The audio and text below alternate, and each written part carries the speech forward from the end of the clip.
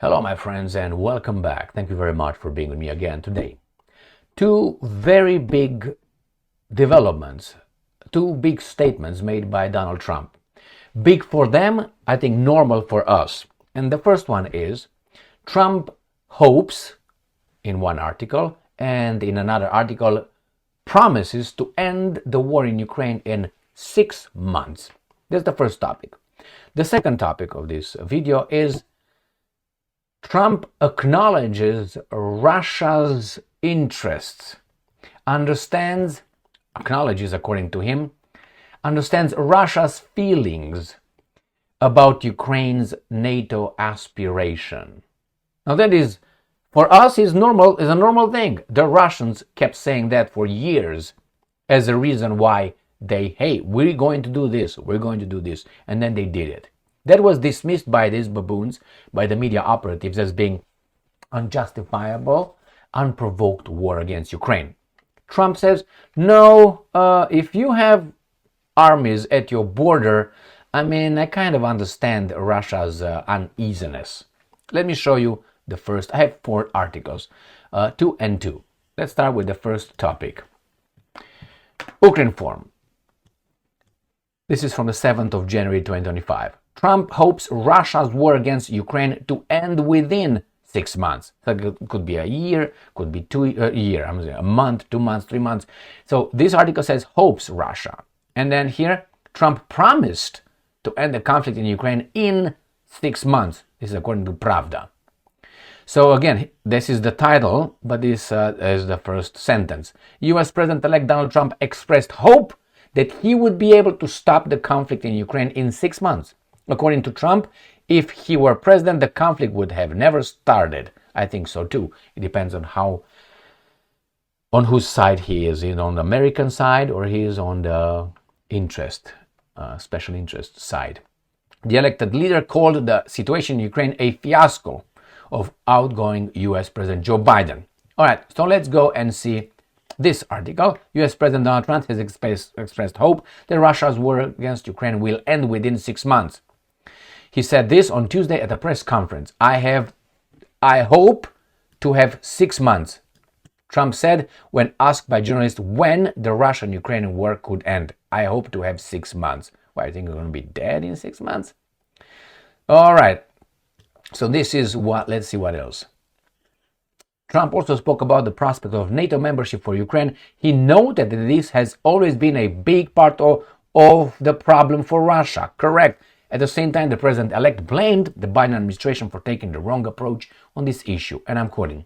And somewhere along the line, Biden said, no, Ukraine, should be able to join NATO. Well, then Russia has somebody, the alliance, right on their doorstep. And I could understand their feelings about that, Trump said. This is normal for us. This is a big deal for them. Sputnik. Trump acknowledges Russia's concerns over Ukraine's possible entry into NATO. And this is what I just read in the other article. And this comes from Ukrainska Pravda. Trump says he can understand Russia's feelings about Ukraine's NATO aspiration. And here he says the same thing, the bottom.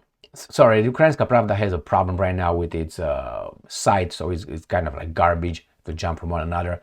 And this is what he said. Somewhere along the line, Biden said no, and I'm quoting, the Ukrainians should be able to join NATO. Well, the Russians had somebody right on their doorstep, but I can understand their feelings about that. First, that's the great move. I said it. Trump will get in the Middle East and gonna cop everybody there. Why? Because the Pentagon and the guys in charge of Trump, you know what I mean. And in Ukraine, probably he's going to try to stop the thing temporarily. The war is not going to be over. The battle is lost for NATO, but the war will not be over. Why? They always want a rich neighbor with resources, sitting on the resources, and they don't want to share it however they want their resources to be shared. So yes, Trump, I think, is right.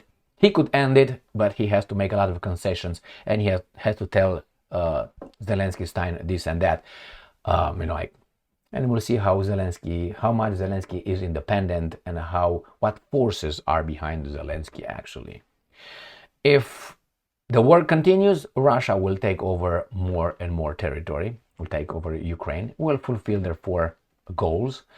If the thing ends the war ends within 6 months, or the sooner the better, then Ukraine might still have a state, a nation, kind of independent under the supervision of the globe's powers, which could be China, India, Brazil, the United States of America, maybe Great Britain, but these guys are going to try again. I don't think the Russians will allow that, but we'll see what the conditions are. Great job for now for Trump saying that. The second one, with the interest that Trump acknowledges Russia's concern over Ukraine's possible entry into NATO. This has been something that we've been aware for years, dozens of years. I remember when I was watching Stefan Cohen, the professor emeritus of Russian studies. He died a few years ago. He was, yes, a Jewish professor, American Jewish professor, very intelligent, very calculated, very knowledgeable. I used to watch him a lot. I think I watched everything that I needed to be watched about that person. I liked him very much. He said it many, many times that Russia will never accept NATO coming to their doorstep. They're already angry because NATO advanced towards them. So that's not only that the Putinists or the Lavrovs or the... No. It's the Russians overall. I mean, not 100%, obviously. You can't have that in a society. So Trump acknowledging Russia's concerns is just like I tell you, I need air to breathe. Okay, all right, thank you very much. You guys have been baboons so far, and now this guy shows spasms of normality, and we're all, whoo. I mean, please. But I think this will not end. The war is not going to end. The battle ends. It's going to be postponed. They will regroup.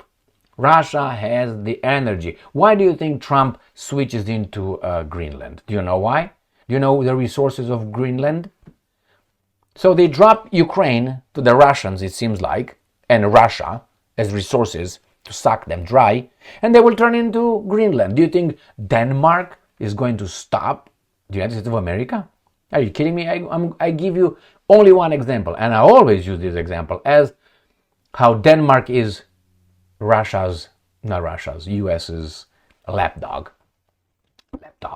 Remember, it was in 2018, 2019, I think it was that scandal where the NSA, intelligence services of the United States of America, were allowed to penetrate the communication systems, the European Union communication systems, and they were able to get into Merkel's phone, personal phone and all that. They did it through Denmark.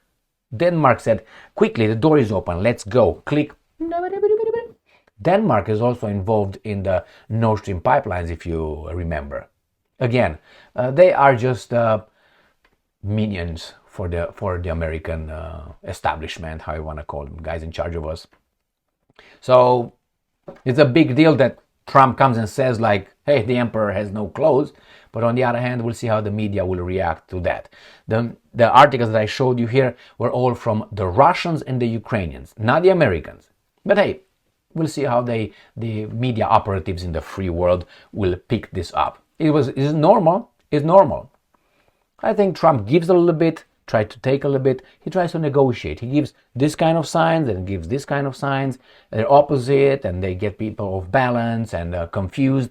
That's the way to negotiate. If you're they know. If you're too straight, too honest, they know your next move and the current move, and they will negotiate in such a way that they want to get everything you got for free. That's why when I go to buy something and you have to negotiate, like a car, for instance, or a house, and they say, how much you want to pay for this? Their direct answer is nothing. I want it for free. So that's where I start. And they're like, yeah, give me for free. Don't give me how much you would want. I want it for free. I don't want to give you shit. Or $1. How about $1? All right. Good job. Good signs so far. Good signs. Within 6 months, it depends on it depends on the Russians. The Russians have the aces, not Trump. Why? The Russians are involved over there, and they are already advancing like crazy. What is Trump going to do? Get in a war with Russia? He won't. He's got a family. He's got Barron Trump and others. They have to be the new next presidents and so on. What do you think he wants, just to die because of, or destroy everything he's got because of what? Zelensky or the Ukrainians? Psst, please, my friends, please. Stay strong, stay smart, look for the truth, and be just.